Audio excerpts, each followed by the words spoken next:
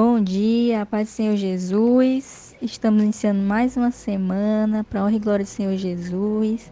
Que Deus venha abençoar toda a nossa semana, né? Que a gente venha conseguir resistir às tentações em nome de Jesus.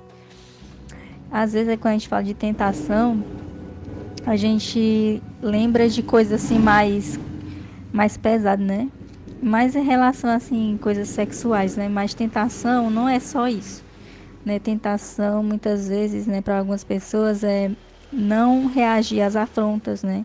Às vezes você convive com uma pessoa que fica lhe afrontando, fica roubando sua paciência, né? Então você tem que ter muita paciência, né? Às vezes pessoas que vêm reclamar com você e aí vem falar de você para alguém. Então a tentação é não falar, né? E às vezes a gente cai na tentação, né, de comentar e quando a gente tá vendo, a gente tá ali envolvido na situação sem nem ter acontecido com a gente, né? Esse é o poder da reclamação. Eu até já preguei sobre isso, mas é uma coisa que acontece muito no nosso dia a dia, a gente tem que estar muito vigilante, né? É uma coisa assim que eu percebo no meu dia a dia, né? Chegam pessoas reclamando, né, pra mim, e aí se a gente for comentar também, né, aí a gente acaba afetando também, se afetando emocionalmente também naquela situação, né? Aconteceu algo com alguém, né? Com essa pessoa ou com alguém e essa pessoa vem te contar e aí aquela situação, querendo ou não, acaba influenciando você, né? Então que a gente venha resistir a essas tentações, né? Existem diversos tipos de tentações, tentação de comida, né? Não comer coisas que não é para comer, às vezes você não tá muito bem de saúde, ou então você sabe que não faz bem aquele alimento, né? Então resistir, né? Não é aquela coisa de nunca comer, né? Mas evitar, né? Por exemplo, doce, né? Eu evito, né? O que eu puder evitar, eu estou evitando. Já fui muito criticada por causa disso, inclusive utilizando até versículos da Bíblia, né? Mas de uma forma totalmente fora do contexto, né? Aquele versículo que diz, né? O que contamina o corpo é o que sai e não o que entra, né? Mas não é bem isso, né, que você está falando. Eu já até expliquei isso quando a gente leu nos evangelhos. Mas não é bem isso. O Senhor não está querendo dizer que a gente não é para cuidar da nossa saúde, né?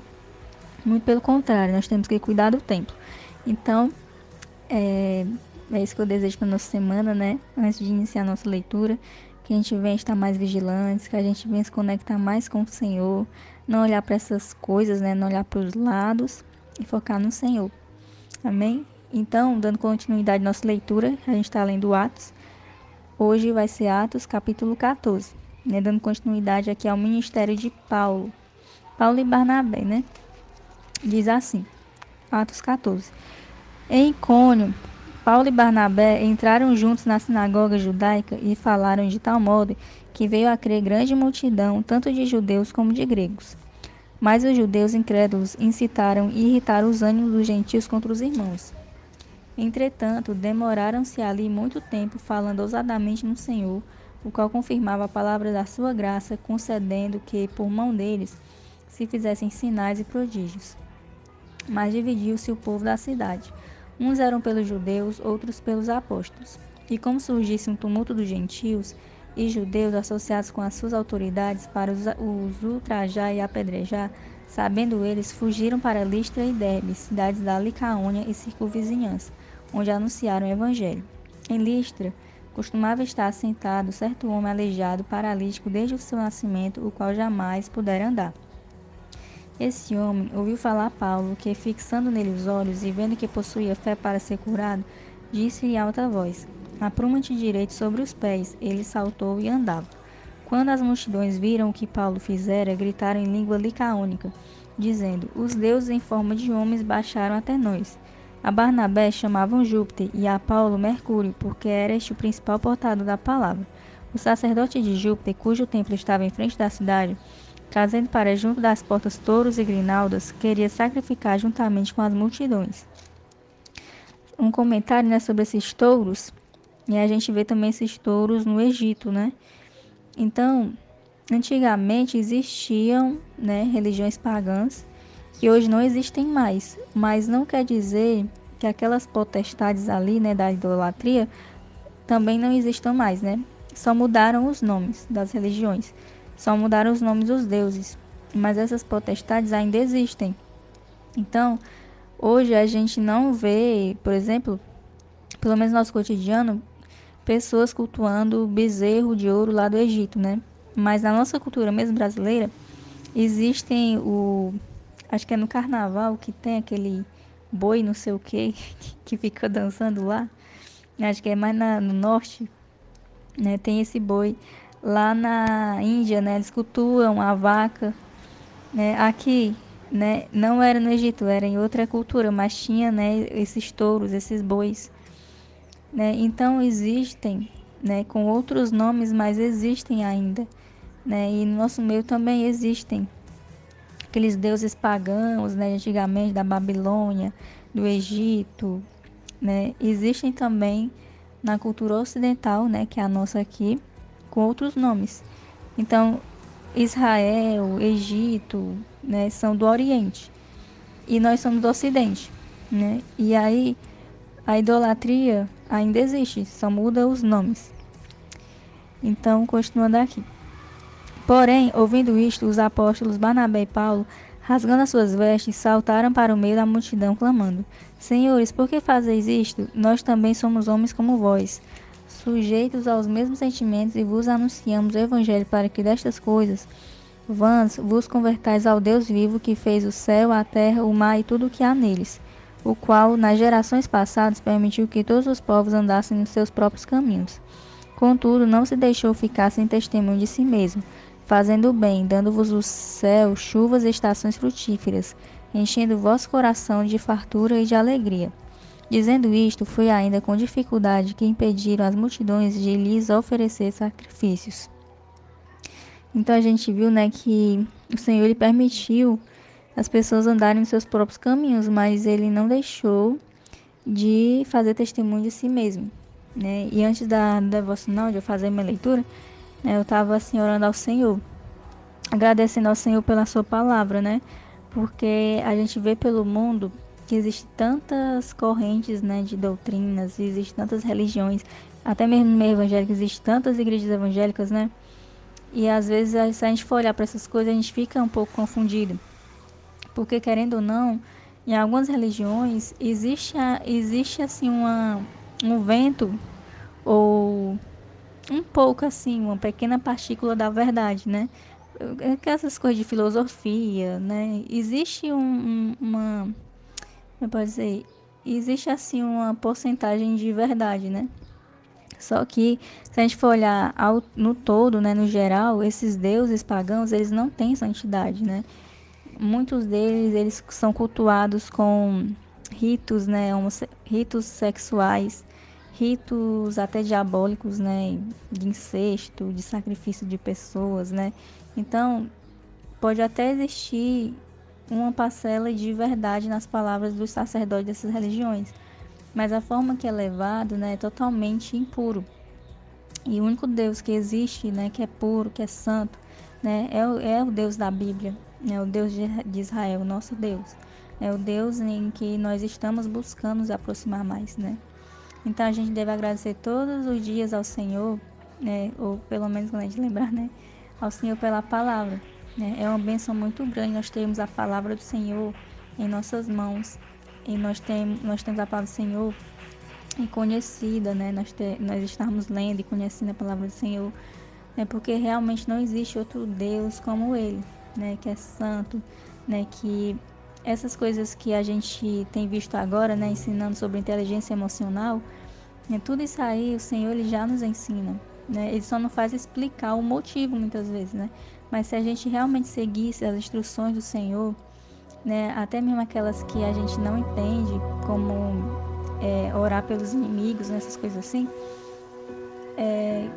que ele não explica muito bem, né, especificamente o motivo de fazer isso, né?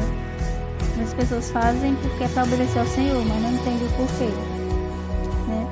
Mas se a gente fizesse, mesmo sem questionar, pode ter certeza que a gente teria uma vida muito, muito melhor, com qualidade muito maior, né? Então, o nosso Deus, ele é a fonte de todo amor, de todo poder, de toda a verdade, né? Então, se existe ainda uma porcentagem de verdade nessas outras religiões pagãs, é porque, querendo ou não, o próprio demônio, o próprio Satanás, né, e seus anjos, eles vieram do céu, eles vieram lá da morada de Deus, e eles escolheram a rebeldia, escolheram desobedecer a Deus, mas ainda existe ainda uma parcela, né, de Deus, né? Deus permite eles terem esse poder, né? Então eles têm ainda uma pequena parcela de poder pela permissão de Deus, né? Então tudo que há, inclusive o mal, né, operando na terra, se dá, né, por permissão de Deus. Então a gente vê pessoas aí que são negacionistas, né, que negam ao Senhor e que mostram, né, uma grande sabedoria. Essa pessoa pode até não reconhecer, mas toda a nossa inteligência, né, todo o nosso bom caráter vem de Deus, né? Porque dentro de nós existe uma partícula do Senhor, dentro de cada um de nós, seja cristão ou não cristão, né? Dentro de cada ser humano existe uma pequena partícula de Deus dentro de nós, né? Nós somos criaturas de Deus. E quando a gente busca ao Senhor, nós alimentamos o Espírito, a gente acaba desenvolvendo essa essência de Deus que existe dentro de nós, né? Então, quando a gente reconhece, né, existe esse alinhamento entre nós e Deus, né? Então a gente se desenvolve muito mais. A gente tem um contato realmente com o nosso Criador, com o nosso Pai. E essas pessoas que não reconhecem, né, mas mesmo assim vivem as virtudes, né, é porque elas estão, mesmo de forma inconsciente, né, elas estão desenvolvendo também a sua essência em Deus, mas elas precisam apenas reconhecer, né, entender que tudo isso não vem delas, né, mas tudo isso vem do Senhor, né, todo o poder, né, vem de Deus na nossa vida. As pessoas dizem, né, é uma verdade, né, as pessoas não tem na palavra, né, que palavras têm poder. Então tem pessoas que já descobriram, que não são cristãs, que quando a gente declara coisas na nossa vida, a gente meio que programa, né, a nossa mente, né, para que essas coisas aconteçam. Então tem pessoas utilizando já das virtudes, né, que o Senhor nos oferece, mas sem reconhecer ao certo de onde vem isso, né, ou sem reconhecer que vem de Deus.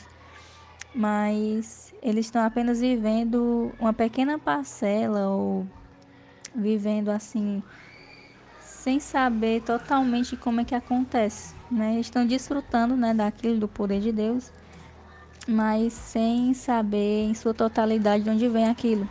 Às vezes por falta de humildade, né? De querer reconhecer que existe alguém soberano, né? Melhor do que eles, né? Mas é isso que acontece na prática, né? Então, a gente jamais deve se permitir viver uma vida nessa mediocridade, né? De achar que tudo é nós que fazemos, né? E não é.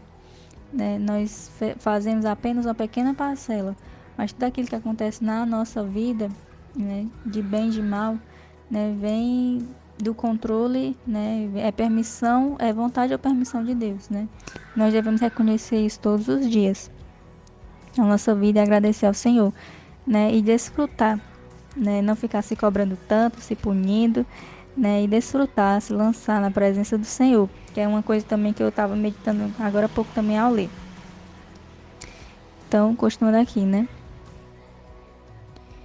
Vou ler aqui novamente, versículo 9. E não estabeleceu distinção alguma entre nós e eles, purificando-lhes pela fé o coração.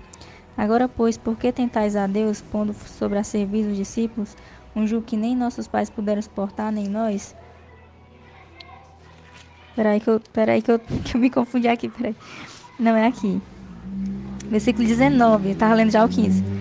19, capítulo 14. Sobrevieram, porém, judeus de Antioquia e Icônio, e instigando as multidões e apedrejando a Paulo, arrastaram-no para fora da cidade, dando-o por morto. Rodeando, porém, os discípulos, levantou-se e entrou na cidade. No dia seguinte, partiu com Barnabé para Derbe. E tendo anunciado o evangelho naquela cidade e feito muitos discípulos, voltaram para Listra e Icônio em Antioquia, fortalecendo a alma dos discípulos, exortando-os a permanecer firmes na fé, e mostrando que através de muitas tribulações nos importa entrar no reino de Deus. e promovendo-lhes em cada igreja a eleição de presbíteros, depois de orar com jejuns, os encomendaram ao Senhor em quem havia crido. Atravessando a Pisídia, dirigiram-se a Panfilha e, tendo anunciado a palavra em Perge, desceram a Atália. E dali navegaram para Antioquia, onde tinham sido recomendados à graça de Deus para a obra que haviam já cumprido. Ali chegados, reunida a igreja, relataram quantas coisas fizera Deus com eles, e como abrira aos gentios a porta da fé. E permaneceram não pouco tempo com os discípulos. Eles ficaram bastante tempo lá. Então, outra coisa, né? O Senhor falou no meu coração a respeito da fé, né? Quantas vezes a gente fraqueja na fé, né? Eu falo por mim mesmo, né? Às vezes a gente tem dificuldade tão grande de confiar por coisas que a gente já passou na nossa vida, né? A gente tem dificuldade de confiar nas pessoas e inclusive em Deus, né? Mas a fé é uma coisa que eu tenho aprendido com Deus, né? Ele tem me ensinado, eu já passei por muito deserto, né? Ele tem me ensinado, né? Ele tem me mostrado e tem aberto a minha vida como um livro, me mostrado, né? Coisas que eu nem sabia que tinha na minha vida. E eu tinha uma dificuldade muito grande de confiar. Deus está trabalhando muito isso na minha vida. Né? E confiar é literalmente você se lançar, né, na presença do Senhor. Assim, imagina você em vamos supor que tem um muro, né? E aí você fica de costa e é como se Deus estivesse atrás de você. E aí Deus pedisse para você simplesmente cair que ele vai lhe segurar, né? Sem você ver nem nada. Então a fé é você crer que realmente Deus vai fazer isso. Aquilo que ele disse que ele vai cumprir, né? E você confiar e você ver que realmente você se lançando ele vai te segurar, né? E você ter essa confiança que ele vai fazer isso, né? Então, a gente tem que exercer isso, né? Essa fé de realmente saber que o Deus que nós seguimos, né, que nós cremos, é o Deus que ele vai realizar aquilo que ele cumpre. Ele protege seus filhos, que ele ama seus filhos, né? E a gente se lançar na graça de Deus, né?